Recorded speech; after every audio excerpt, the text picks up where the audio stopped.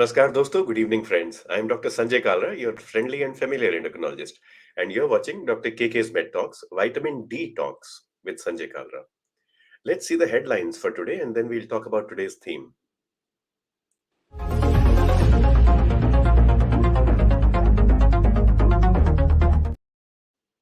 140 करोड़ की आबादी है हम, उसमें से 49 crore 490 million people are vitamin D deficient. And out of these 31% are children and adolescents. जो बाल अवस्था किशोर अवस्था में हमारे इंडियन सिटीजन्स हैं, जो फ्यूचर है हमारी कंट्री का, they are also vitamin D deficient. जो महिलाएं हैं इंडिया की, amongst Indian women, every 9 out of 10. Now this is not a good number at all. Every 9 out of Indian women have vitamin D deficiency. And this is associated with an increased risk of other diseases as well, such as polycystic ovary syndrome, osteomalacia, and impaired immunity. According to a recent study, intake of vitamin D might help in preventing dementia and also might lower the risk of diabetes. तो यदि हम अपना vitamin D ठीक करते हैं, महज एक number को नहीं ठीक करें, हम हर तरह की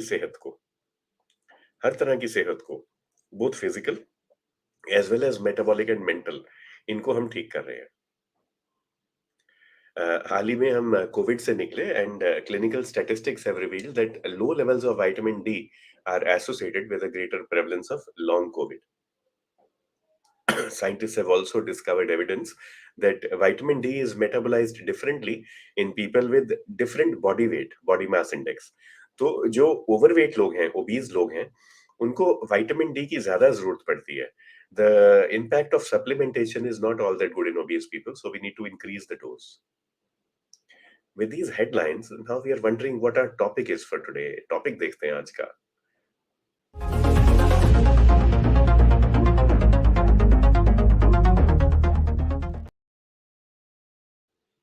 vitamin D and sports.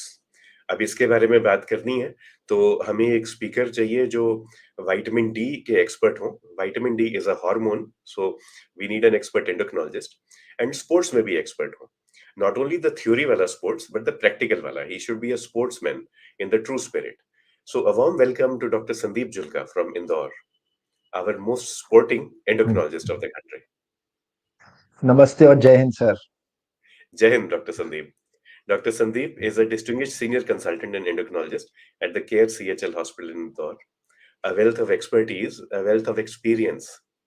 And apart from that, you will find that he brings with him humility, honesty, and humaneness. These are the characteristics of a good doctor. So he has good experience, he has good expertise. तालीम भी है, तरबियत भी है, तजुर्बा भी है, मगर उसके साथ तहजीब भी है. Humility, humaneness and honesty. He takes good care of his patients. Actually हमारे सब्जेक्ट में एक जुल्का इफेक्ट कहा जाता है. तो doctor Sandeep, before we start, ये तो बताएं आपके दोस्त आपको क्या बताते हैं जुल्का इफेक्ट के बारे में, और आपके मरीज आपको क्या बताते हैं? सबको बहुत बहुत नमस्कार और आप सबका स्वागत है. और डॉक्टर संजय कालरा साहब, आपका बहुत बहुत स्वागत. आप हमारे फ्रेंड, फिलोसोफर एंड गाइड रहे हैं. तो इससे पहले कि मैं आगे बोलूं तो इनके लिए एक कबीर दास का दोहा बोलना चाहूंगा कि सब धरती कागज करूं, लेखनी सब बन रहा है, सात समुद्र की मसी करूं, गुरु गुण लिखा ना जाए. Doctor Sanjay Kalra has change the landscape of endocrinology. और आप देखो, आपसे ये हर महीने, हर हफ्ते आपसे बात करते हैं और आपके बारे में इतने अच्छे अच्छे टॉपिक्स लाते हैं, विच इज फिनोमिनल. आप सबको बहुत बहुत धन्यवाद और साधुवाद. जुल्का इफेक्ट तो कुछ भी नहीं है. शायद आपसे ही कुछ सीखा होगा. जब कोई भी व्यक्ति हमारे पास इलाज के लिए आए, परेशान आए और मुस्कुराता हुआ बाहर निकले, तो प्रोबेबली हम चाहेंगे कि ऐसा हम सब प्रैक्टिस करें. आखिर हम ये चाहते हैं कि हमारे जितने भी पेशेंट्स हैं वो अच्छे, we add years to their lives and lives to those years, ताकि वो खुशहाल और भरपूर जीवन जी पाए. ऐसा मेरा मानना है और ऐसा संजय सर का भी है मानना, और उन्हीं से हम सीखते रहते हैं. The concept is psychological first aid. So apart from giving endocrine first aid in the OPD, अब कोई मरीज आए with low vitamin D, somebody comes with polycystic ovary syndrome or calcium deficiency, तो वो हमने pharmacological first aid तो देनी देनी है, but Dr. Julka adds psychological first aid to that concept. Another thing that he adds is a very promotive and proactive attitude towards sports, something which had been missing for long in our country. So, warm welcome, Dr. Sandeep. Rekha Batara ji, Aruna Tyagi madam, Anup Sharma ji, and Anshu Singh all greeting you. And they request you if you could share your slides in both English and Hindi with us over the next few minutes. Yeah. So I need to share my slides. Yes. We have Pratik with us backstage, or Batul. Have you downloaded the slides, Batul? If you have, then you can share them. I have some slides, but then मुझे ऐसा लगा sir कि हम discussion करें, फिर कभी बीच में लाना हो तो ले आएंगे जी. So we can go into तो that. That's fine. And we have Swapna ji. So that's fine. Let's talk about vitamin D and sports. तो पहला सवाल आ रहा है सर, और ये आ रहा है कि एशियाड में फिलहाल हमने 107 मेडल जीते. तो two questions coming up together. Should we be happy? Should we be satisfied? We won 107 medals at the Asiad. Should we be happy? Should we be satisfied? तो मैं समझता हूँ डॉक्टर संजय का तबीयत भी ठीक नहीं है, बोलने में मुश्किल है, तो मैं कुछ आंसर्स ज्यादा इलेबोरेट करके बोलूंगा और चाहेंगे कि सर ज्यादा बोलने को इनको मौका ना मिले, क्योंकि इनका तबीयत ठीक नहीं है और हम देख भी रहे हैं कि बोलने में थोड़ी मुश्किल हो रही है. तो जब आप उंगली उठा दोगे बोलना बंद कर दूंगा सर. देखिए, एक कारगिल युद्ध में परमवीर चक्र विक्रम बत्रा साहब का एक स्लोगन था, ये दिल मांगे मोर. हम चाहते हैं हर स्पोर्ट्स पर्सन, जैसे सर ने बोला, तो मैं एक नेशनल फुटबॉलर रहा हूं केंद्र विद्यालय से, आईएमए लॉन टेनिस चैंपियन हूं, हाफ मैराथन दौड़ता हूं. हर वक्त मेरा ये प्रयास रहता है कि पिछली बार से मेरा टाइमिंग 21 किलोमीटर का 10 किलोमीटर का बेहतर हो. हर स्पोर्ट्स पर्सन ये चाहेगा. अब हमारा जो आइडल कौन है, हमारा आइडियल जो है वो है अपना नीरज चोपड़ा साहब. अब now he wants to cross the 90 meter mark. तो वो खुद अपने आप को बेहतरी देखते हैं. आपको जो आपकी प्रतिस्पर्धा है, it is your basically you are fighting against yourself to improve. तो हम 107 से खुश हैं, बट जैसे मैंने बोला, ये दिल मांगे मोर. हम अगली बार 150 लेना चाहेंगे, फिर 200 लाना चाहेंगे, और जो पहले हम चौथे नंबर पे आए, हम ये चाहेंगे कि अगली बार हम दूसरे पे आए और हो सकता है आगे जाके मेडल टैली टॉप करें. फिर डॉक्टर संजय कालरा ने कुछ बोला था कि हम स्पोर्ट्स में मेडल बेहतरी कैसे करें. मैं बहुत फॉर्चुनेट हूं, मेरे एक बहुत क्लोज करीबी मित्र हैं, वो है मीर निरंजन नेगी साहब, जो इंडियन ओलंपियन रहे हैं हॉकी के, और उनके ऊपर वो चक दे इंडिया पिक्चर भी बनी है. तो मेरी उनसे ये सवाल था कि ऐसा क्या हुआ कि 1930 के दशक में 8 लगातार गोल्ड मेडल आए इंडियन हॉकी को, और उसके बाद ओलंपिक्स में गोल्ड मेडल मिलना कम हुए. तो आप ये देखिए कि पुराने जमाने में जो हॉकी होती थी वो स्किल की गेम थी. फिर आया एस्ट्रोटर्फ. एस्ट्रोटर्फ पूरी स्ट्रेंथ ट्रेनिंग, एंड्योरेंस और स्ट्रेंथ की पावर की गेम हो गई. स्किल कम होता गया. और वहां फिर भारतीय जो गेम थी, क्योंकि इतना संसाधन नहीं थे, probably vitamin D played a role. और कल मैं एक कबड्डी कोच हैं जो उनसे बात कर रहा था न्यूट्रिशन के, जो अभिषेक बच्चन साहब की टीम के साथ हैं, क्योंकि हमने भी थोड़ी सी रिसर्च करी आज के टॉक के लिए. तो आजकल प्लेयर्स के न्यूट्रिशन में स्पेसिफिक एडवाइस दी जाती है, जो पहले नहीं होता था. और हो सकता है जो आजकल हम विटामिन डी की बात कर रहे हैं, वो उनमें से एक माइक्रो न्यूट्रिएंट ऐसा हो जिसके कारण हमारी strength, endurance, flexibility, recovery from injury या फ्रैक्चर रिस्क कम होता हो. तो इसलिए 107 मेडल तो एक पड़ाव है, बट मंजिल नहीं है. मंजिल तो हमको ऊपर तक जाना है. So thank you, Dr. Sandeep, and greetings to you from Anant Prakash Mishra Sahab, from Sapna Madam, and ek salam Dr. Noor Aga Danish ko from Kabul in Afghanistan. Warm जी welcome, Dr. Sahab, and congratulations. Afghanistan did very well, defeating South Africa in the cricket match in the ongoing World Cup, and we are all cheering for Afghanistan. And though it was not in the news, Afghanistan also qualified for the next round of the football championship, the Asian Football Championship. Oh So very good congrats for very both nice cricket and football. Dr. Sandeep, good evening to you. From someone you will certainly treat as a mentor. Sir is 74 years young. Sir is Dr. Ramesh Pal Singh Pawar, and he is a pediatrician in Western UP. And Anamika Anuji भी greet कर रही हैं आपको. तो sir जी अभी आपने बात की कि हॉकी में पहले हम बिल्कुल आगे आगे थे. पदक तालिका में we used to win a lot of medals, and then suddenly something happened and we went to the bottom of the heap. Now we are coming up again. You spoke about nutrition as well, and of course multiple factors will be there. So let's talk about these things one by one. So Daksa, what are macronutrients? Macronutrients, how does our Indian diet uh, give us an inherent disadvantage when we compete in global or Asian uh, events? So macronutrients क्या होते जी हैं, and what's जी wrong with us? How can we improve? I think देखा जाए तो probably there is nothing wrong with us. Our initial dietary habits, especially Dr. Kalra comes from Karnal and I come from Punjab. And if you see the medal tally, I was seeing it today, and majority of medals have come from Haryana, Punjab, and Maharashtra. और हम चाहते हैं कि भाई the whole country as a whole के जो eating habits हो वो ऐसी हो कि हमारी जो यूजुअल इंडियन डाइट है उसमें पर्याप्त चीजें हैं. जैसे कि आजकल आप एक यूट्यूबर हैं जो कि I think he is from Haryana, Ankit Bamanpuriya ऐसा नाम है उनका. He is a vegetarian and he is taken that 75-day challenge and he has built himself a wonderful body. और वो खाते क्या है, वो देसी घी खाते हैं, रोटी खाते हैं. तो जो मैक्रोन्यूट्रिएंट्स हैं वो प्रोटीन, कार्बोहाइड्रेट्स एंड फैट्स हैं. प्रोटीन हमारी डाइट में पर्याप्त हो सकता है. आपको जरूरी नहीं कि आप अलग से बहुत प्रोटीन इनटेक करें. वेजिटेरियन डाइट में भी प्रोटीन पर्याप्त होता है.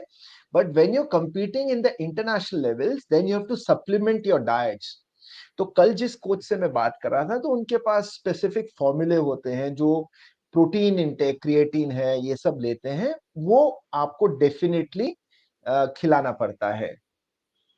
प्रॉब्लम ये है कि फूड फोर्टिफिकेशन अगर हम बात करें, खासकर विटामिन डी की, वो हिंदुस्तान में इतना प्रचलन नहीं है उसका. Food is not as fortified with vitamin D, only few food stuffs. And probably there was an effort to fortify food in terms of आपका आटा हो गया या मिल्क हो गया विद विटामिन डी, बट वो बहुत ज्यादा इट इज नॉट. जैसे आयोडाइजेशन का बहुत शुरू में आया था, and iodization of salt has led to prevention of mental retardation in so many kids. हमारे सीनियर पीडियाट्रिशियन साहब जुड़े थे, वो भी बताएंगे कि आयोडाइजेशन के फायदे क्या थे. वैसे अगर फोर्टिफाई हम आटा करेंगे या मिल्क करेंगे या फूड स्टफ करेंगे विद विटामिन डी, तब जाके जो 440 करोड़ लोग विटामिन डी डेफिशिएंट है. वर्ल्ड में 1 बिलियन पॉपुलेशन, 1 अरब पॉपुलेशन है जो विटामिन डी डेफिशिएंट या इनसफिशिएंट है. तो इसलिए आपको फोर्टिफिकेशन करनी पड़ेगी. अगर आप इंटरनेशनल लेवल पे कर रहे हैं तो definitely you have to supplement. That supplement may not mean taking non vegetarian food, it may mean supplementing with excess protein. Whey protein है, क्रिएटिन है, उसके स्पेसिफिक फॉर्मूलाज हैं. और प्रॉपर डाइटरी कोचेज हैं आजकल जो आपकी टीम के साथ ट्रैवल करते हैं. जैसे फिजियोथेरेपिस्ट होता है वैसे मेंटल हेल्थ कोचेज होते हैं, वैसे न्यूट्रिशन कोचेज होते हैं जो आजकल टीम्स के साथ चलते हैं. कबड्डी में तो बल्कि तो ये आप और कुछ ज्यादा और ऐड करना इम्पोर्टेंट चाहेंगे जी? है. कबड्डी जी में तो ये और ज्यादा इम्पोर्टेंट है because there is a minimum weight and a maximum weight. 85 KG के ऊपर यस. आप टीम में नहीं लड़ सकते. तो जैसे लेट अस से रेसलिंग में या जूडो में या बॉक्सिंग में there are different weight categories, but in kabaddi there is only one weight category, 70 to 85 for adult men. तो उसके बीच में ही रहना है, एंड उसके बीच में रह के you have to have maximum muscle mass. जी Dr. Saab, today I had a patient who said, so there's a true story. So he came limping with a cast, and उसको पूछा क्या हुआ, तो sir he is around 45 years old. तो sir मैं जाता था पार्क में रोज सैर करने, लाइफ वाज फाइन। मेरे दोस्तों ने कबड्डी खेलनी शुरू की तो मैंने भी खेलनी शुरू कर दी और मेरी हड्डी टूट गई कबड्डी खेलते-खेलते। We have spoken about macronutrients so far. Let's move to micronutrients. क्या हुआ होगा मेरे मरीज को? जी। सो देखें, जब हम हड्डी टूट गई मतलब आपका जो बोन्स, इंसिडेंटली कल वर्ल्ड ऑस्टियोपोरोसिस डे भी है और उसका स्लोगन है बिल्ड बेटर बोन्स।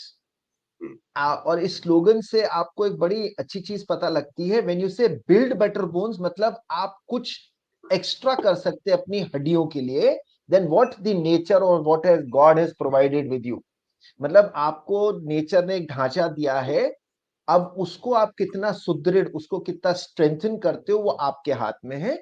और वही इशारा डॉक्टर संजय कालरा कर रहे हैं अपने उस पेशेंट के बारे में। फ्रैक्चर रिस्क बढ़ना किसी भी व्यक्ति में, और 45 साल कोई बहुत ज्यादा एज नहीं होती, और वो अधिकतर स्टैंडिंग हाइट से गिरा होगा, तो इसका मतलब कहीं ना कहीं उसकी बोन्स में कुछ प्रॉब्लम होगी। प्रॉब्लम हम मेल अगर उसमें, तो हम यूजुअली क्या करते हैं, कुछ टेस्ट कराते हैं। उसमें serum calcium, phosphorus, albumin, alkaline phosphatase, ये और serum vitamin D 25 hydroxy vitamin D जरूर कराते हैं। और एक बीएमडी भी कराते हैं जिसको बोलते हैं बोन मिनरल डेंसिटी, जो ऑस्टियोपोरोसिस के लिए होता है। मेल्स में हम जरूर कभी भूलते नहीं है कि सीरम टेस्टोस्टेरोन भी करा लिया जाए, क्योंकि कभी कभी सीरम टेस्टोस्टेरोन कम होने से भी ऑस्टियोपोरोसिस होता है, जो एक बहुत इंटरेस्टिंग केस में बाद में शेयर करूंगा जब सर बताएंगे। तो हमको देखना है कि क्या ऐसा तो नहीं हुआ कि इस व्यक्ति का विटामिन डी कम हो। अब हम कुछ स्टडीज की बात कर रहे थे, तो जब इस लेक्चर के लिए मुझे तैयारी करनी थी तो मैंने जितना लिटरेचर है पढ़ा on vitamin D deficiency in athletes, and I was shocked that countries which are supposedly developed and have wonderful nutrition experts, have fortified foods, 30% से 60%, approximately 30 to 60% of their population, sportsmen, whether rugby players, soccer players, swimmers, gymnasts, उनमें vitamin D insufficiency या deficiency होती है। तो आप सोचो कि हिंदुस्तानी जो एथलीट है उसमें कितनी होगी यदि सप्लीमेंटेशन नहीं ले रहा होगा। तो अब एक चीज, क्योंकि यहां से अब हमने बात की सफिशिएंसी एंड डेफिशिएंसी की, तो ये थोड़ा सा कंट्रोवर्शियल है। उसमें मैं सहायता लूंगा डॉक्टर संजय कालरा की भी, और मैं कुछ लेवल्स बताऊंगा। अगर संजय कालरा साहब एग्री करेंगे तो प्रोबेबली हम एक मैसेज आपको देना चाहेंगे कि आपका विटामिन डी उसके आसपास होना चाहिए।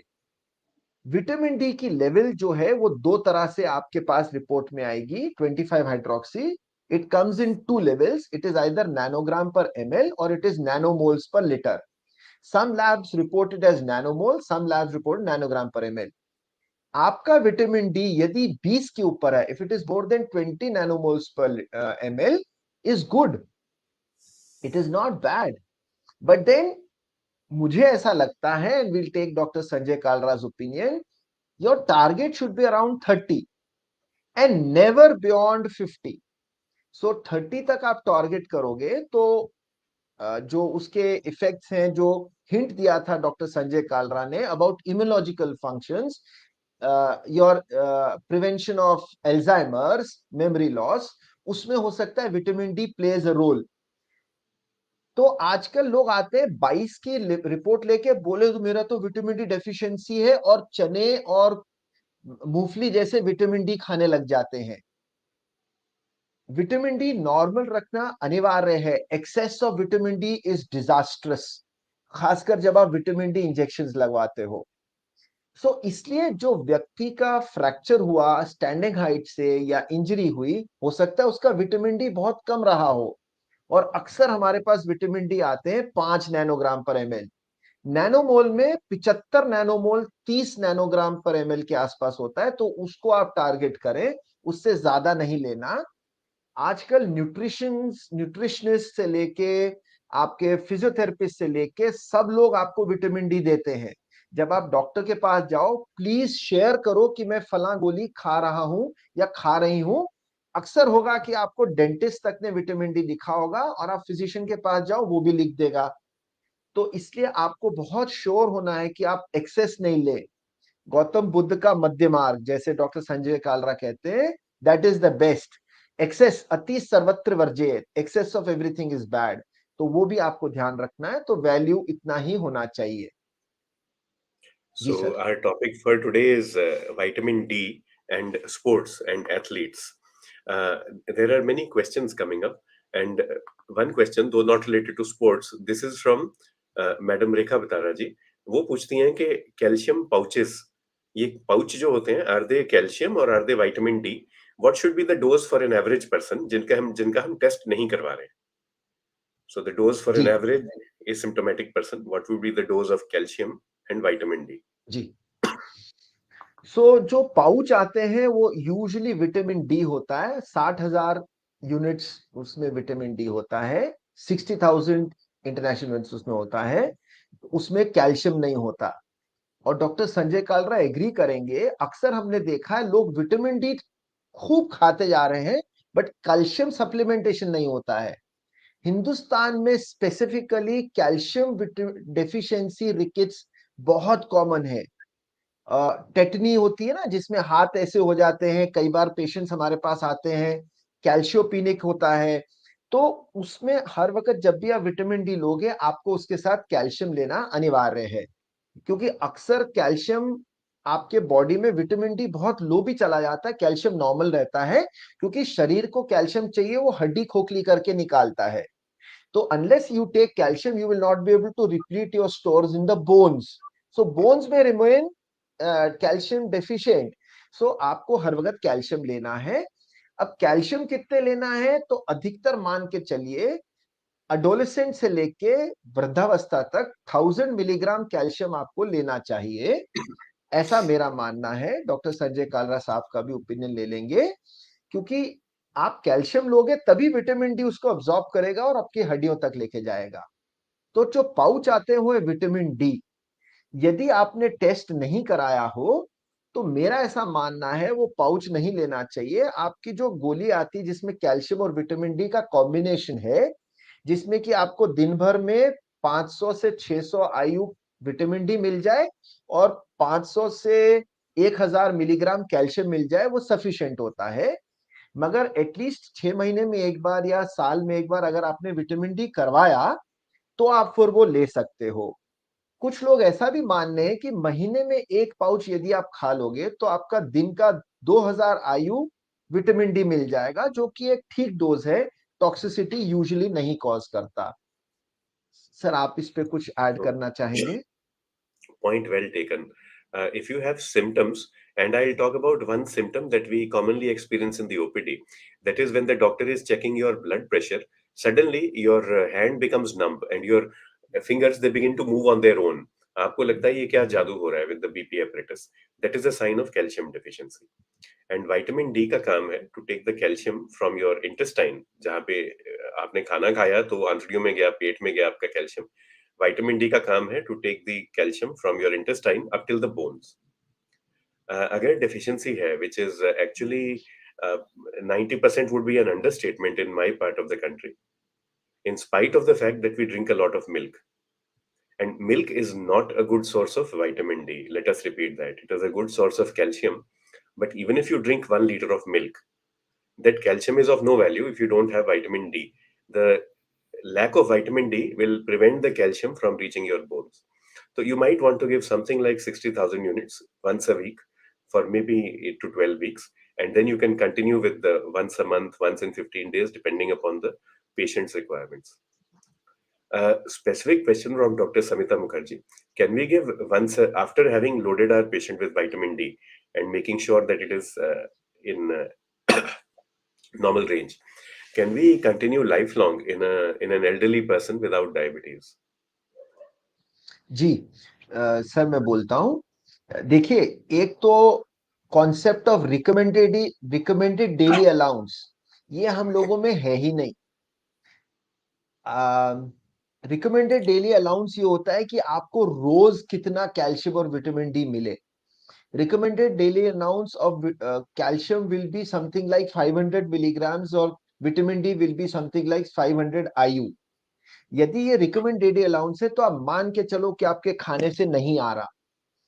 बोन्स जो होती हैं, आपका एक बार जब पीक बोन मास अचीव हो गया, उसके बाद महिलाओं में बोन लॉस ही होता है। और मीनोपॉज, रजोनवरत महिलाओं में मीनोपॉज के बाद प्रोग्रेसिव बोन लॉस होता रहता है। हर महिला को कैल्शियम विटामिन डी की गोली लेनी ही है। You cannot rely on your food to replace that, even the recommended daily allowance of vitamin D and calcium. So एक गोली कोई भी ब्रांड आप ले लो, चाहे आप ब्रांड कोई सा भी लेना चाहो, अभी can we take the name of brands like Shelcal, CCM, Ostocalcium, आप कुछ भी लो, बट लेना जरूर है। वहीं बच्चों को भी देना जरूरी है। बड़ी इंटरेस्टिंगली मेरे बारे में बोला, मैं स्पोर्ट्स पर्सन हूँ, ये हूँ, मेरे को कुछ हाथ पैर में टिंगलिंग हो रही थी, विटामिन डी मेरा 12 आया। और मैंने कभी सोचा भी नहीं था कि मेरा विटामिन डी 12 आएगा। So it is something which is working in your body and it is undiagnosed. So if you can afford it, आजकल विटामिन डी का टेस्ट आम अमूमन 600 से 1000 रुपए के बीच में हो जाता है। विटामिन डी मतलब 25 हाइड्रोक्सी विटामिन डी, उसको आप कम से कम एक बार 6 महीने में करवा लें, और उसके बाद ही आप रिप्लेसमेंट लें। जैसे डॉक्टर संजय कालरा ने बोला, यदि किसी का विटामिन डी 10 है और आप उसको 30 लाना चाहते हो, तो हफ्ते में एक बार 60,000 वाला जो पाउच आता है, 8 हफ्ते तक लो, उसके साथ कैल्शियम रेली लो, तो आपका विटामिन डी जो है वो 2 महीने के आसपास में 30 के आसपास आ जाएगा। उसका ये मतलब नहीं उसको छोड़ दो, उसके बाद आपको खाते रहना पड़ेगा कैल्शियम एंड विटामिन डी। और वैसे ही शायद बी 12 का भी है। तो बी 12 भी हम लोगों में बहुत डिफिशियंट होता है। एक चीज, आजकल जो ऑनलाइन लैब्स हैं वो विटामिन डी बी 12 सब करके देती हैं। अक्सर लोगों का बी 12 2000 से ऊपर आता है। तो हम ये बोलते हैं कि बी 12 जो है वो वाटर सॉल्युबल है, घबराने की बात नहीं। जो शरीर को जितना चाहिए that will be taken and the rest comes out in urine. Vitamin D के साथ ऐसा नहीं है। विटामिन डी फैट सॉल्युबल है, वो आपके बॉडी में स्टोर्ड रहता है फैट में। जैसे डॉक्टर कालरा ने बताया था कि शायद ओबीस लोगों में विटामिन डी रिप्लेसमेंट ज्यादा चाहिए। तो वो जो स्टोर्ड है वो तकलीफ करेगा। जैसे आपने, हमने कई बार देखा है, कुछ लोग विटामिन डी के इंजेक्शन लगा लेते हैं, 3 लगाए हर दिन में, हर दिन 3 लगाए, उसके बाद हफ्ते में एक बार लगा लिए, तो उनका कैल्शियम पहुंच जाता है 15 14, और विटामिन डी पहुंच जाता है 100 के ऊपर, और उनके किडनी खराब होने के नौबत आ जाती है। तो इसलिए विटामिन डी का बहुत ध्यान रखना है, क्योंकि वो फैट सॉल्युबल है। वाटर सॉल्युबल बी 12 में इतनी प्रॉब्लम नहीं है, अगर आपने ज्यादा ले भी लिया तो। एंड ये सब न्यूट्रिएंट्स हैं, so they are part of nutrition, so we have to continue life long. So vitamin D sachet of 60,000 units, maybe once a month, indefinitely. That would be a good pragmatic suggestion for any elderly person, whether they have diabetes or not.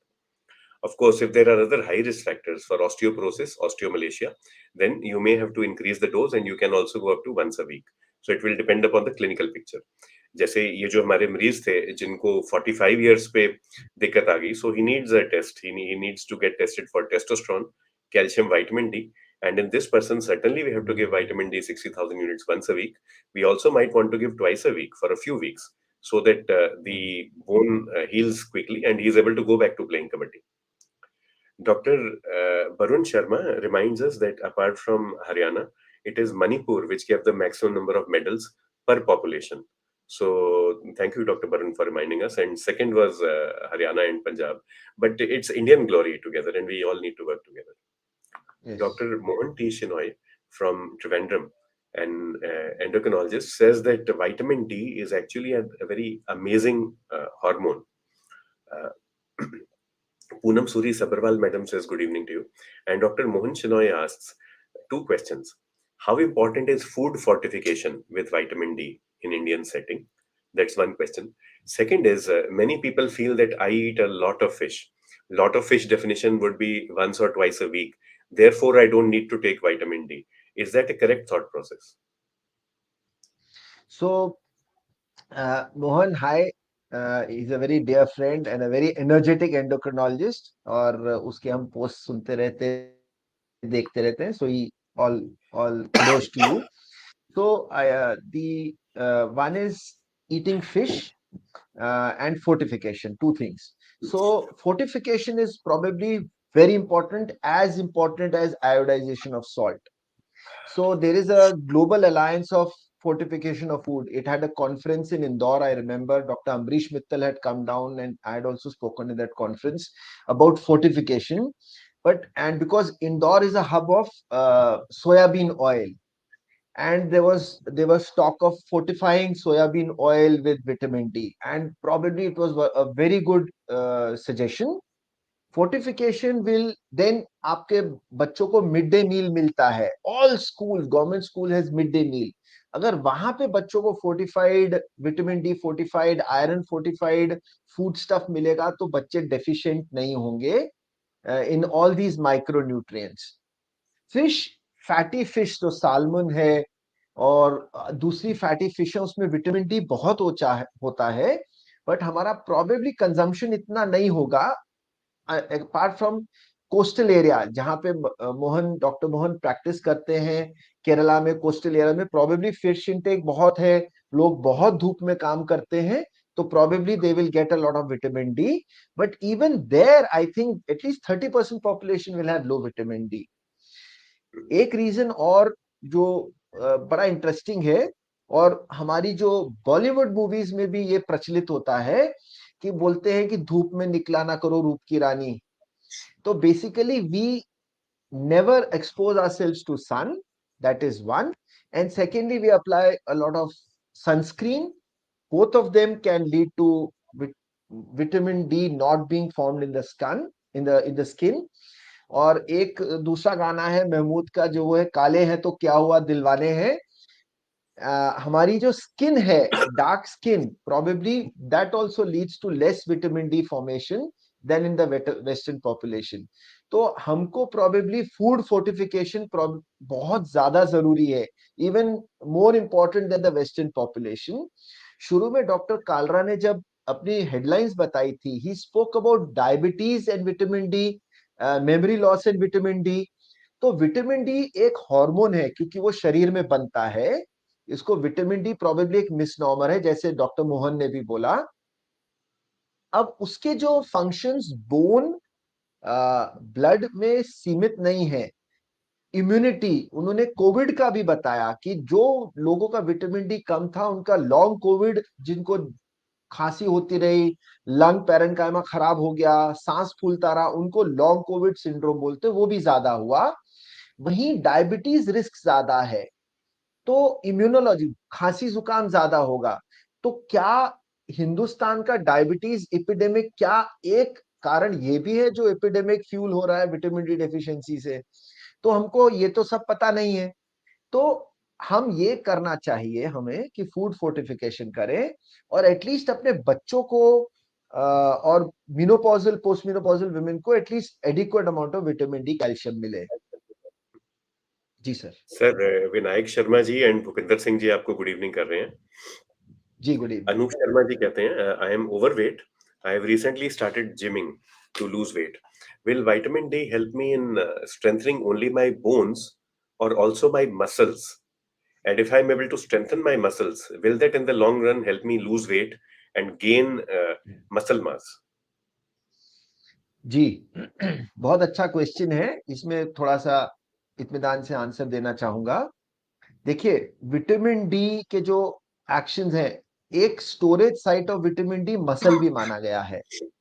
जब doctor Kalra ने बताया कि एक व्यक्ति उनकी OPD में आया जो लिंप कर रहा था, तो मुझे एक बहुत इंटरेस्टिंग केस याद है। एक young girl I who had waddling gait, जिसमें कि वो एकदम बत्तख जैसा चाल थी, चलने में मुश्किल हो रही थी, और उसको सिवियर विटामिन डी डेफिशिएंसी थी। And she was from a effluent family, her father was a IG. उसको विटामिन डी हमने दिया, विद इन 6 वीक्स उसकी गेट ठीक हो गई। तो ऐसा क्या होगा 6 हफ्ते में कि जो बैठ के कुर्सी से उठ नहीं पा रही थी बच्ची, वो एकदम उठ के चलने लग गई। She cleared PSC, she headed the Doordarshan in Madhya Pradesh. So it is, so vitamin D is rampant. तो ऐसा नहीं है कि आप अफ्लुएंट क्लास हो तो विटामिन डी डेफिशिएंसी नहीं हो सकती। सो मसल्स ऐसा बायोप्सी में प्रूव किया है कि जिनको विटामिन डी डेफिशिएंसी होती है उनके जो type 2 muscle fast Twitch muscle fibres effect होते हैं, रिप्लेस करने के बाद वो ठीक हो जाते हैं। कुछ स्टडीज हुई जिसमें कि देखा गया कि विटामिन डी अप्रोप्रिएट लेवल्स में, देखिए ये फिर बता रहा हूं, आप जिम गए तो इसका ये मतलब नहीं कि आपने विटामिन डी 50 के ऊपर ले गए नैनोग्राम पर एमएल, या 75 के ऊपर ले गए, या 100 नैनोग्राम नैनोमोल पर लीटर के ऊपर लेके गए। आपका अभी भी स्वीट स्पॉट 30 है, 30 नैनोग्राम पर एमएल के ऊपर नहीं लेके जाना है। तो आपके मसल स्ट्रेंथ में इंप्रूवमेंट आएगी, देर इज नो डाउट, क्योंकि स्टडीज हुई। Studies in terms of bench press हो गई, जंपिंग हो गई, स्टैंडिंग हाइट में जंप हो गई। बैले डांसर्स पे एक स्टडी हुई थी जो मैंने पढ़ी, कि जो बैले डांसर्स को विटामिन डी रिप्लीट थे, जिनके ठीक थे, they were able to jump higher, had lesser injury, recovery for injury was less, faster than those who were vitamin D deficient. आपका क्वेश्चन आया कि यदि मैं अपने डोले शोले बना लूंगा तो क्या वेट ज्यादा कम होगा? Yes, there is a concept of after burn in muscles. जब आप अच्छे मसल्स रखते हो, आपका आफ्टर बर्न होता है, जबकि आपका मेटाबॉलिज्म फास्टर रहता है। जब आपके मसल्स अच्छे रहते हैं तो आपके इंसुलिन रेजिस्टेंस कम होता है, ग्लूकोज यूटिलाइजेशन मसल्स में ज्यादा होता है, डायबिटीज रिस्क कम होगी आपका पक्का। जब आपका इंट्रा अब्डोमिनल फैट कम होगा, आपके अब्डोमिनल मसल्स अच्छे होंगे, तो ऑटोमेटिकली आपके फैट लॉस जल्दी होगा, ऐसा मेरा मानना है। जी sir. Point well taken, and that was our topic for today. Actually, vitamin D and sports, or vitamin D and जी athletes. Swapna ji point out करती हैं that everyone in our family takes vitamin D sachet once a month for many years, and this is on the doctor's prescription. So do show the doctor regularly. Rashmi madam को apologize करते हैं. The audio had gone off for a few minutes, but it's come back now. And advocate Avi ji को Ram Ram ji.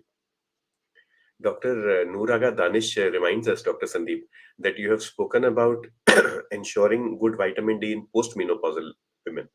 You have also talked about vitamin D in children. But he says that there are two more aspects. One is in pregnant women and the other is in neonates, जो बिल्कुल बच्चे अभी नवजात शिशु हैं. Because he says ji human milk contains virtually zero vitamin D, only 25 units per liter. So his question is, number one, should every pregnant woman in Afghanistan, India, other South Asian countries receive vitamin D? Second, should every infant receive vitamin D? Because we advocate breastfeeding only. And third is, if we want to get more medals for Afghanistan, we want to get more medals for India in the Asiad, in the Olympics, when do we start? Do we start only in childhood or do we start in pregnancy, before childhood? सो बहुत interesting सवाल है। So first question, I'll answer this in English because I think Dr. Saab Afghanistan, he's from Afghanistan. So पहला तो ये है that first thing, it is imperative that you give vitamin D to pregnant women. One of my colleagues, Professor Alok Sachan, Dr. Alok Sachan, he did a study in pregnant women in Lucknow. Dismal vitamin D content था, vitamin D levels थे उनके body में, pregnant women में। और it was seen that kids born to women deficient in vitamin D tend to have convulsions, tetany. So it is very important. It is in the last trimester that there is transplacental transfer of calcium to the child. If the mother is deficient in vitamin D and calcium, the bones of the child is absolutely friable, and the child will have tetany and have convulsions, low calcium convulsions. So giving appropriate amount of vitamin D to the mother is very, very important. Those of us who believe in fetal origins of adult disorders, it is said that if the mother is deficient in certain micronutrients, the child will automatically be deficient. Another very important thing is, since we are endocrinologists, we're talking about other disorders. When the mother is pregnant and has diabetes, the fetus has a higher risk of having diabetes in childhood and later on adolescence. So there is something known as fetal origins of adult disorders. So it is very important that even the neonates, there is recommended daily allowance for neonates as well. 400 IU of vitamin D is to be given to them. That has to reach, whether it is, and definitely initially the mother's milk is very, very important. You get all the nutrients and immunity from the mother's milk, but yes, you have to supplement with calcium and vitamin D as well. Thank you, sir, for that very important message. So, our topic is vitamin D and athletes, but that doesn't mean you should give vitamin D only to athletes or only when somebody says, I want to begin going to the gym or I want to go and compete in the Olympics.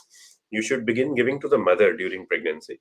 And at every stage of life, at every phase of life, vitamin D has to be adequate. Dr. Kanumuri says, sir, we come across many rural people working under sunlight, but they have low levels of vitamin D. Is it because of skin color or is it because of other causes? And in my practice, Dr. Kanumuri says, I have not discovered the deficiency in all dark skinned persons. Everybody doesn't have, some people have. So, how do we explain this? So, a very important question. Yes, dark skinned people have the ability to form vitamin D is lesser than fair skinned, there is no doubt. In Indians, probably there is also some genetic uh, abnormality in the hydroxylation of vitamin D. It is found that leads to the formation of active vitamin D that is also affected. Then, how much vitamin D do you get when you expose yourself to sun? तो उसमें it is known that it is known as minimal erythemal dose of the sun. For example, if you venture out of the sun at about 12 p.m. at noon, when the sun is, it is known as the zenith angle, आपके sir पे sun हो और तब आपके ऊपर हाथ पैर पे sun पड़ेगा for about 20 minutes, and previously unexposed skin पे if there is mild pinkish tinge जो इदिमा होगा, तब आपके शरीर में approximately 10,000 IU vitamin D बनता है. So if there are people working in the fields for prolonged time, so definitely they will have enough vitamin D formed in the skin, and there is no toxicity of sun exposure. So that is also there because body has a natural phenomena of not making excess vitamins D. There have been studies in India by, I think, Dr. Marwa, who did it in army men during winters and during summers. There was a difference of vitamin D levels during winters and summers. So that probably you will see in your patients as well. So the difference in vitamin D levels could have been due to the fact that those having appropriate amount of vitamin D were working more in the sun, or maybe getting vitamin D replaced. Whereas those having less vitamin D, it could be due to the fact that they were not working as much in the sun, or there could be some genetic reason which is we still don't know, so we cannot answer your question completely. So it might be a metabolic reason, for example, liver disease, kidney disease, these are the commonest. It also might be other Correct. things, usually metabolic, like obesity, polycystic ovary syndrome, Hmm. diabetes. But Hmm. the most common things are what Dr. Julka has said. First of all, where you are in India, in the north, there will be a lot of difference between winter and summer. In the south, it won't be. We are reminded of our teacher from Pondicherry, Professor A.K. Das, who teaches us there are only three seasons in Pondicherry: hot, hotter, and hottest. It also depends upon the clothes that you are wearing. So, if the Hmm. trunk is exposed, and then we remember this story, a king wanted to be happy, so he sent his army men out, throughout the country, find me the shirt of a happy man, because the pandit had told him that if you wear the shirt of a happy man, you will become happy. Throughout the entire country, the army men, the soldiers could not find a single happy person. Then they found somebody who was whistling in a very happy manner. They went up and they saw that he was a shepherd. So they felt very happy that now our quest has come to an end. We'll take the shirt for our king. But it turned out the shepherd was not wearing a shirt. He was exposed to vitamin D. Perhaps that is why he was happy. So Very it nice. depends upon the clothes that we are wearing. Third is, like Dr. Sandeep said, the maximum vitamin D is created from maybe 11 a.m. to 3 p.m., which is the hottest time of the day. Most farmers, you will see, they begin work very early at 5 a.m. In Manipur, in Assam, they begin at 4 a.m. also, and they finish their work by 11 a.m. So, because if you work at 12 noon or 1 p.m., it's very difficult to sustain your health. So, that Mm, also is an issue. mm. Two questions are linked to each other. This is from Dr. Meet Padiyar and also from Mr. Anup. So the question is there any role of vitamin D deficiency and muscle recovery? And secondly, when I go to the gym, I am always complaining of I always have aches and pains. My knees. I went to the orthopedic surgeon. The orthopedic surgeon did an X-ray. He also did an MRI. Everything is fine, but my knees and my muscles just don't support me when I'm in the gym. Can this issue be because of vitamin D deficiency? Yeah, so again, a very important question. The answer to the first question is vitamin D deficiency has shown in good studies to help faster muscle recovery. So your vitamin D should be 30 nanogram per ml. If you're going to the gym, and you should take that much amount of calcium vitamin D, where your vitamin D is around 30 nanogram per ml.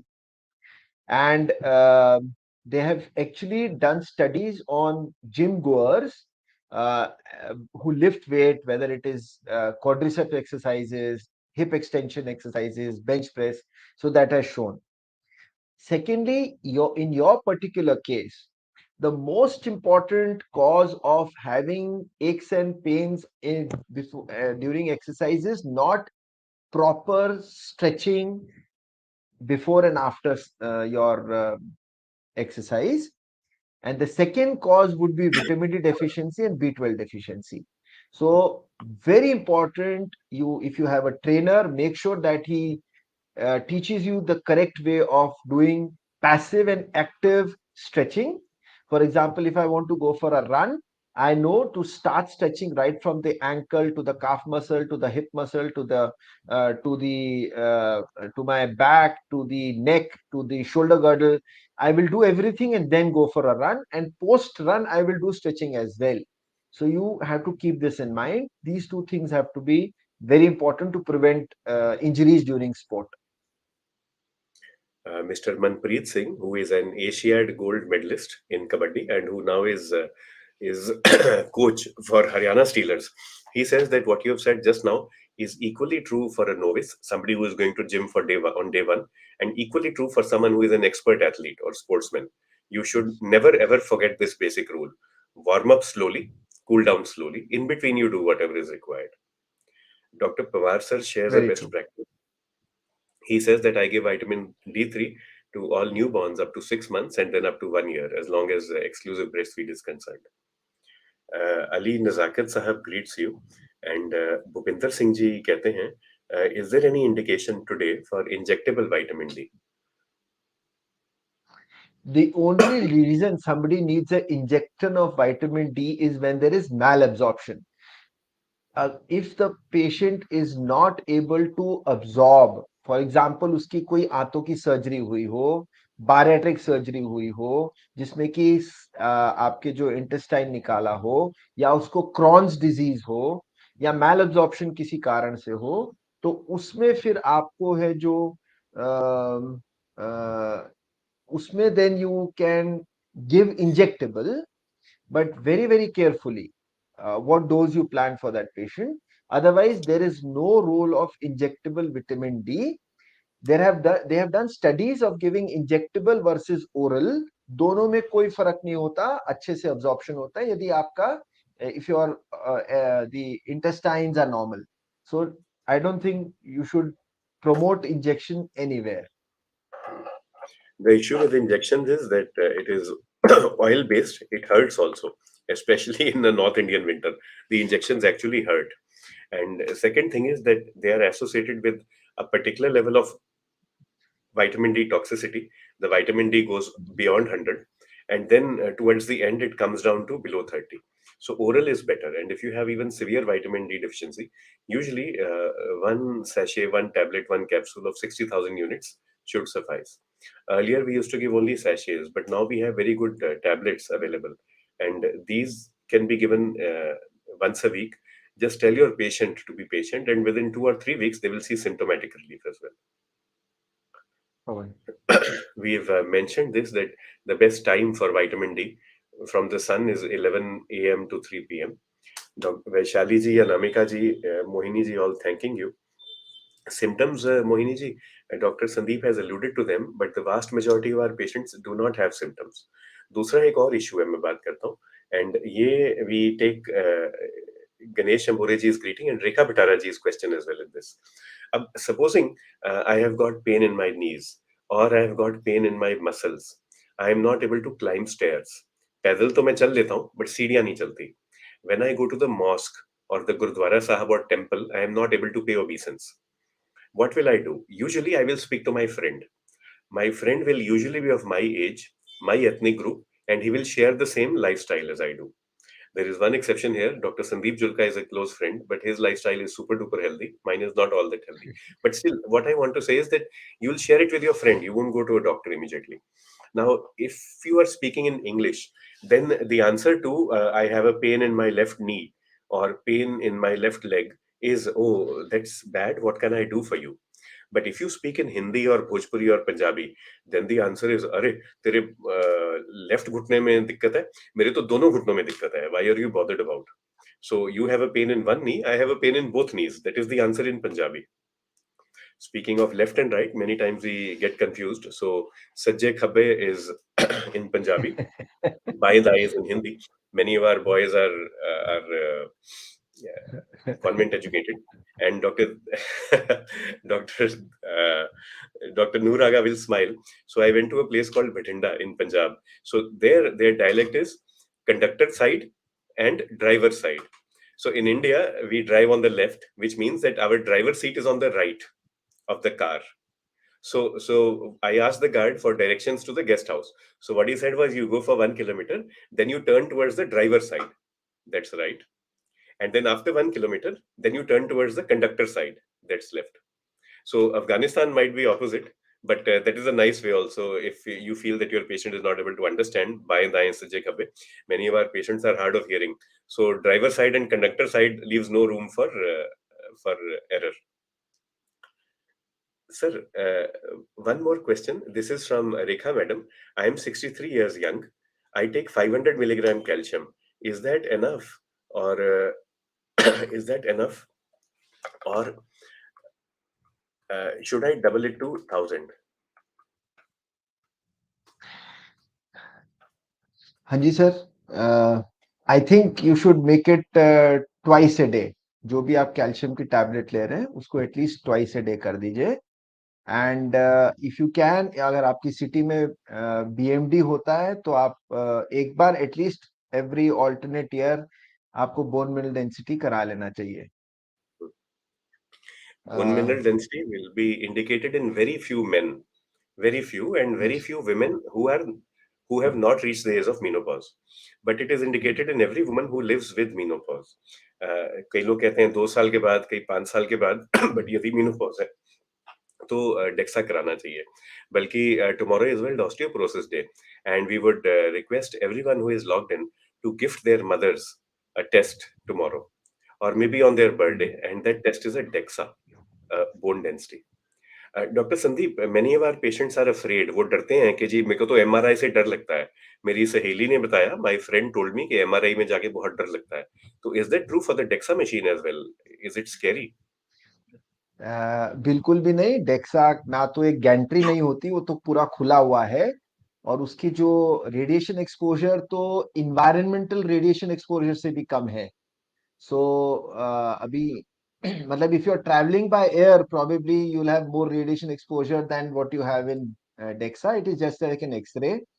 So बिल्कुल भी उसमें it is open, उसमें Gentry नहीं है, आराम से करवा सकते हैं.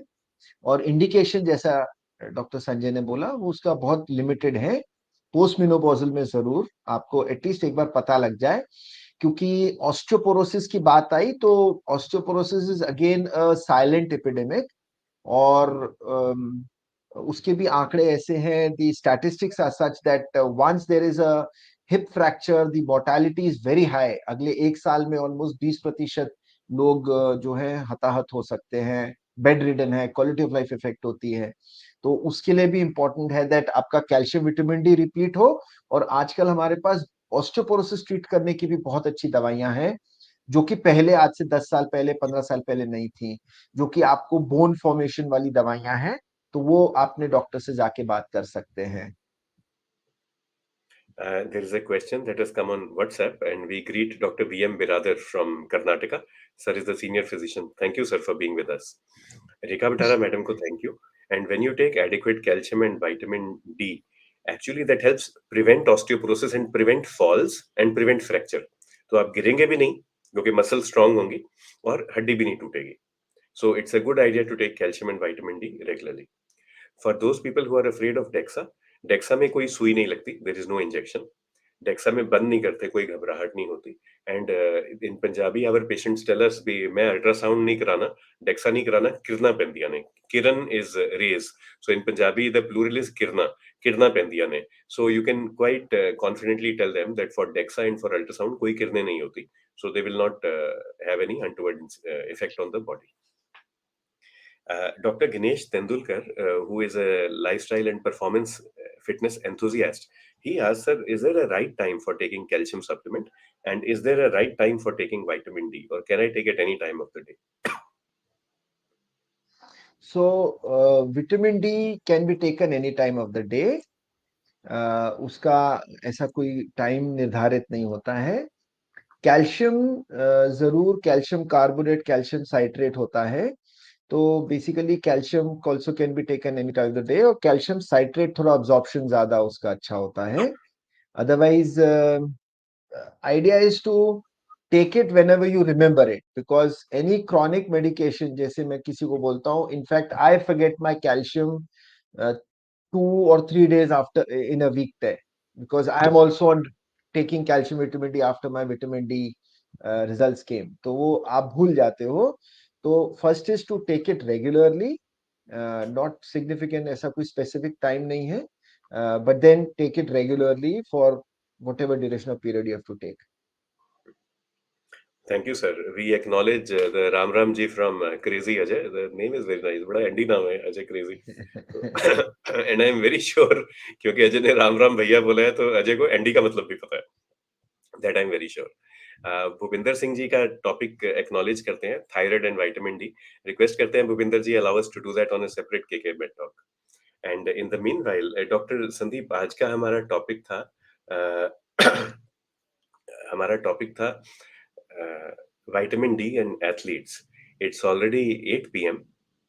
You've already mentioned that an hour of morning walk will not give sufficient vitamin D for a 30-year-old lady. You need 120 to 30 minutes exposure, bare chested, 11 a.m. to 3 p.m. It's not feasible, it's not possible. So we do need vitamin D supplementation.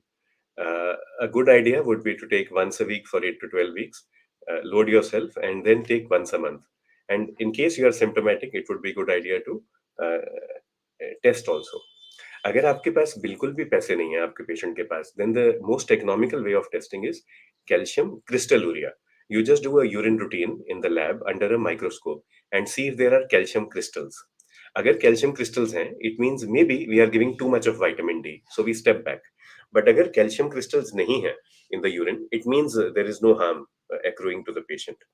And if the patient has any other symptoms like headache or maybe constipation, you cannot ascribe them to vitamin D if there are no calcium crystals in the urine. That would be a very simple way of testing for excess vitamin D in peripheral setups. Doctor Julka, it's been 1 hour और आपके साथ बात करते हुए पता ही नहीं चला हमें. This is the Julka effect. तो आपके पेशेंट तो कभी भी उंगल नहीं उठाते होंगे कि बोलना बंद करें.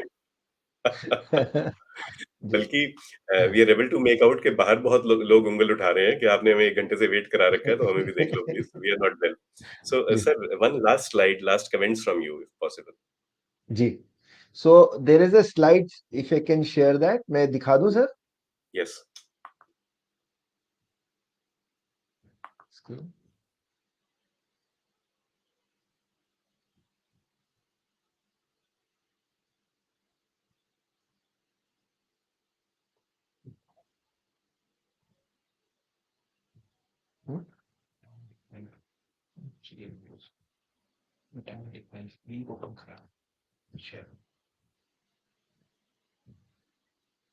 Is it visible? Not yet. Yes, it's coming now. हाँ जी, Yep, हाँ जी, perfect. it is visible. Yes. हाँ जी, हाँ जी, हाँ जी। तो सर एक्चुअली ये स्लाइड इसलिए मैंने डाली और तो लोगों को थोड़ा सा पता लगे the importance of vitamin D. सिर्फ हम बोन्स और मसल्स के ऊपर हम उसके अलावा क्या क्या सोच सकते हैं। हमें ये मालूम है कि आपको विटामिन डी तो मिलता है सन से, आपकी स्किन में बन रहा है, बट उसके डेफिशिएंसी के कॉन्सिक्वेंसेस जो हैं वो एल्जाइमर, शाइजोफ्रेनिया, डिप्रेशन, न्यूरोकॉग्निटिव डिसफंक्शन। यानी कभी कभी आपके पास एल्डरली आएंगे, बोलेंगे कि मैं भूल से जाता हूं या जाती हूं, तो हम यूजुअली क्या करते हैं, विटामिन डी, बी 12 और थायराइड टेस्ट कराते हैं, क्योंकि इसमें से तीनों चीजें ऐसी हैं जो करेक्टेबल है और जो न्यूरोकॉग्निटिव डिसफंक्शन का रिस्पॉन्सिबल है। वहीं पे vitamin D deficiency respiratory problems के लिए भी रिस्पॉन्सिबल हो सकता है। ऑस्टियोपोरोसिस हमने देखा, विटामिन डी देखा, ऑस्टियोमलेशिया रिकेट्स देखा, ऑटोइम्यून डिजीजेस भी जैसे हम बोलते हैं, जो ऐसी दवाइयां हैं। और कुछ ऐसा माना जाता है कि विश्व भर में 20% of all cancers are caused by obesity and vitamin D deficiency में इवन प्रोड्यूस टू कैंसर्स। तो आपके दिमाग में ये होना चाहिए कि जब आप विटामिन डी ले रहे हो, आप बहुत सी प्रॉब्लम्स जो है उससे आप छुटकारा पा रहे हो, appropriate amount of vitamin D maintain करके रखें। So ji multiple advantages of taking vitamin D and making sure that that we are vitamin D replete. जैसे डॉक्टर जी संदीप ने बोला, long ago, many years ago, maybe 40-50 years ago, there was this issue about iodine. And the Kangra Valley study showed very clearly that in India, if you supplement iodine in salt, you are able to improve the thyroid status, you are able to prevent goiter, you are also able to improve IQ. Similar movement is now going on vitamin D. And if we want to make sure that Afghanistan and India are ranked amongst the top medalists in all global games, then we need to ensure that our vitamin D is replete. And it's not just in our athletes, it's in everybody, right from women in preconception and conception and pregnancy, to neonates children, and to those who are in active sports. Ajay crazy का question note करते हैं, testosterone बढ़ाने के लिए क्या करेंगे? तो इसको भी बाद में लेंगे Ajay, allow us to take it on a separate day. And Sandeep ji, एक कमेंट है from madam Rashmi and doctor Noor Agha Danish. जवाब आपकी तरफ से देता हूँ Rashmi madam and doctor Noor. अगर आपकी आंखें सुंदर हैं, if your eyes are beautiful, then you see the world around you as being beautiful. So thank you Rashmi madam and Dr. Danish. Ji Right. So, Dr. Sandeep, it's been great being with you, and I'm sure we are all now enthusiastic, enthusiastic to learn more about vitamin D, and also to begin ensuring that everyone around us becomes vitamin D replete. Our success is fresh in the minds of all our patients and community members, fellow citizens. Success at the Asiad. So we should be happy, but we cannot be satisfied. So maybe we can use that as a peg and encourage the entire community to become vitamin D replete, so that a generation from now, we are not number four, but we are number one in the medal tally. And I'm sure we'll be able to improve that. Dr. Sandeep, any last comments from your side before we conclude today? सो मुझे बहुत अच्छा लगा sir, इधर आके बहुत सी चीजें सीखने को मिली। Questions were fantastic. जब आपके क्वेश्चंस अच्छे होते हैं तो हमें और एंथुसियास्टिकली और हम और मोटिवेटेड होते हैं आपसे बात करने को। डॉक्टर संजय सर, आप हैट्स ऑफ टू यू, आप अपना ख्याल रखें। और सब लोग कल जाके एटलीस्ट कैल्शियम विटामिन डी तो लेना शुरू करें। जो अफोर्ड कर सकते हैं टेस्ट कराना जरूर कराएं, बट एक क्वालिफाइड डॉक्टर से जाके सलाह जरूर लें कितना खाना। और जैसे आखिरी में मैंने बोला था कि अति सर्वत्र वर्जेत, मध्य मार्ग गौतम बुद्ध का सबसे अच्छा है। जी sir. Warm greetings to you from Somaliland as well, which is in the Horn of Africa. And Dr. Abdi Rahman, who is an endocrinologist there, has just logged in and he sends you his greetings and praise for peace and prosperity and health and happiness throughout the world. सलाम Batul is वालेकुम sir. this is for Dr. Abdi Rahman. And Batul is with us backstage. Batul, could we please show a certificate of appreciation for Dr. Julka? Thank you. Thank you so much, Dr. Julka. Shukriya, Dhanyavad, Meherbani, and Jai Hind, sir. जय Hind sir, जय हिंद।